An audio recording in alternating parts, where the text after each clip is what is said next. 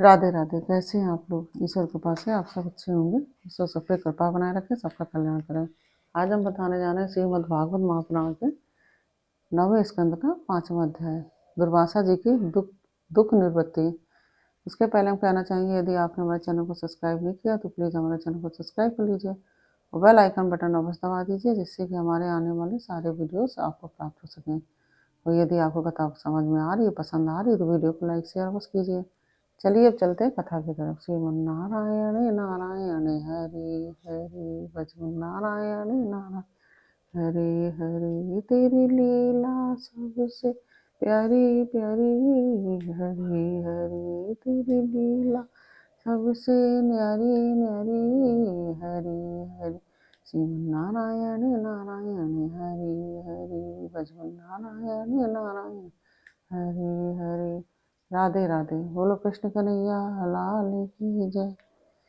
श्री सुखदेव जी कहते हैं, परीक्षित, जब भगवान ने इस प्रकार आज्ञा दी तब सुदर्शन चक्र की ज्वाला से जलते हुए दुर्वासा लौटकर राजा अम्बरीश के पास आए और उन्होंने अत्यंत दुखी होकर राजा के पैर पकड़ लिए। दुर्वासा जी की यह चेष्टा देखकर और उनके चरण पकड़ने से लज्जित होकर राजा अम्बरीश भगवान के चक्र की स्तुति करने लगे। उस समय उनका हृदय दयावश अत्यंत पीड़ित हो रहा था। अम्बरीश ने कहा, प्रभु सुदर्शन, आप अग्नि स्वरूप हैं, आप ही परम समर्थ सूर्य हैं, समस्त नक्षत्र मंडल के अधिपति चंद्रमा भी आपके स्वरूप हैं। जल, पृथ्वी, आकाश, वायु, पंच तन्मात्र और संपूर्ण इंद्रियों के रूप में भी आप ही हैं। भगवान के प्यारे हजार दांत वाले चक्रदेव, मैं आपको नमस्कार करता हूँ। समस्त अस्त्र शस्त्रों को नष्ट कर देने वाले एवं पृथ्वी के रक्षक, आप इन ब्राह्मण की रक्षा कीजिए। आप ही धर्म है, मधुर एवं सत्यवाणी है। आप ही समस्त यज्ञों के अधिपति और स्वयं यज्ञ भी हैं। आप समस्त लोकों के रक्षक एवं सर्वलोक स्वरूप भी हैं। आप परम पुरुष परमात्मा के श्रेष्ठ तेज हैं।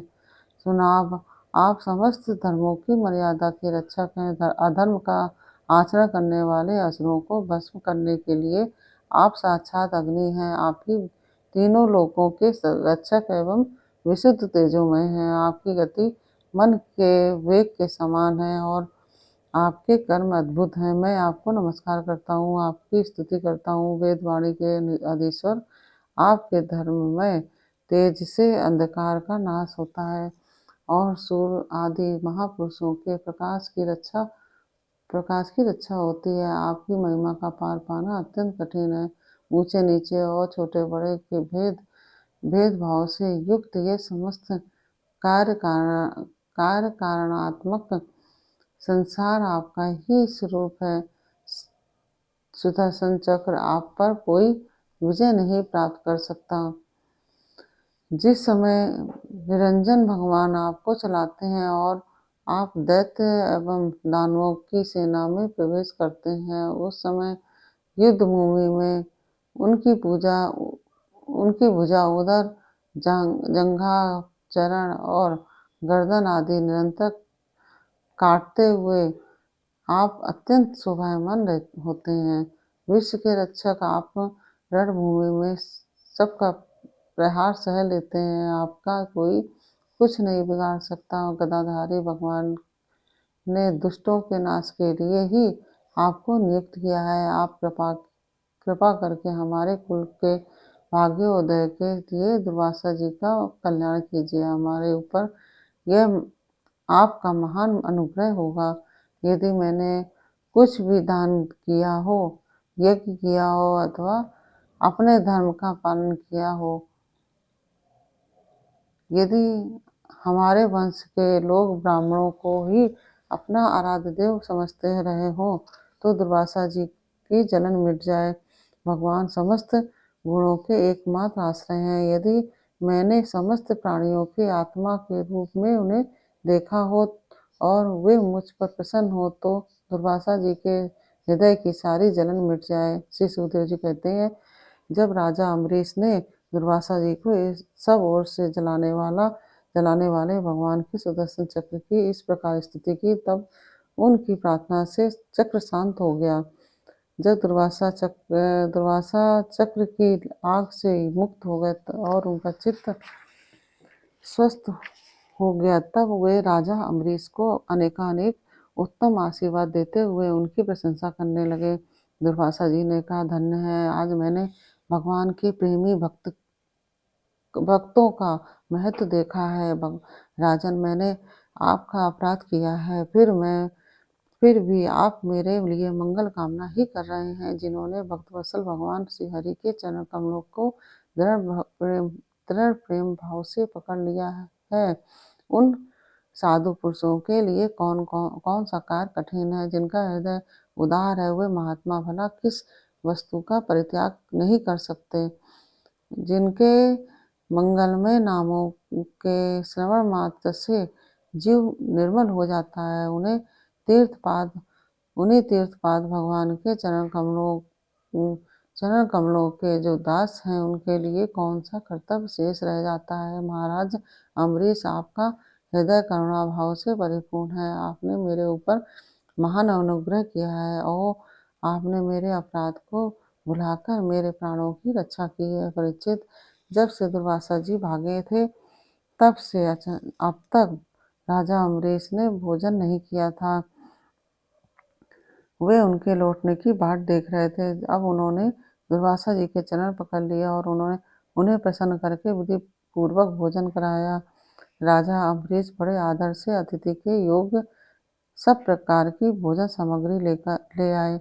दुर्वासा जी भोजन करके तृप्त हो गए। अब उन्होंने आदर से कहा, राजन, अब आप भी भोजन कीजिए। अम्बरीश, आप भगवान के परम प्रेमी भक्त हैं। आपके दर्शन, स्पर्श, बातचीत और मन को भगवान की ओर प्रवृत्त करने वाले आतिथ्य से मैं अत्यंत प्रसन्न और अनुग्रहित हुआ हूँ।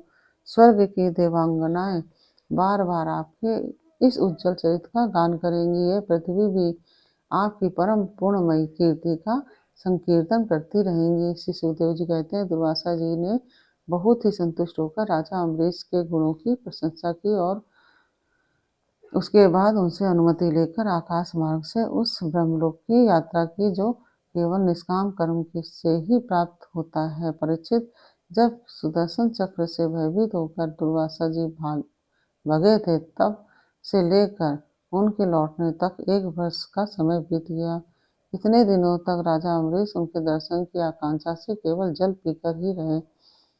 जब दुर्वासा जी चले गए, तब उनके भोजन से बचे हुए अत्यंत पवित्र अन्न का उन्होंने भोजन किया। अपने कारण दुर्वासा जी का दुख में पड़ना और फिर अपनी ही प्रार्थना से उनका छूटना, इन दोनों बातों को उन्होंने अपने द्वारा होने पर भी भगवान की ही महिमा समझा। राजा अम्बरीश में ऐसे ऐसे अनेकों गुण थे। अपने समस्त कर्मों के द्वारा वे परब्रह्म परमात्मा श्री भगवान में भक्ति भाव की अभिवृद्धि करते रहते थे। उस भक्ति के प्रभाव से उन्होंने ब्रह्मलोक तक के समस्त भोगों को नरक के समान समझा। तदंतर राजा अम्बरीश ने अपने ही समान भक्त पुत्रों पर राज्य का भार छोड़ दिया और स्वयं वे वन में चले गए। वहां वे बड़ी धीरता के साथ आत्मस्वरूप भगवान में अपना मन लगाकर गुणों के प्रभाव रूप संसार से मुक्त हो गए। परीक्षित, महाराज अम्बरीश का यह परम पवित्र आख्यान है। जो इसका संकीर्तन और स्मरण करता है, वह भगवान का भक्त हो जाता है। इस प्रकार से यह 5वां अध्याय पूर्ण हुआ। और ये अध्याय आपको कैसा लगा, यह हमें कमेंट बॉक्स में अवश्य बताइए और राधे राधे अवश्य लिखिए। अच्छा लगा और वीडियो को लाइक शेयर अवश्य कीजिए। फिर मिलते हैं आपसे अगले वीडियो में अगले अध्याय के साथ। तब तक के लिए राधे राधे।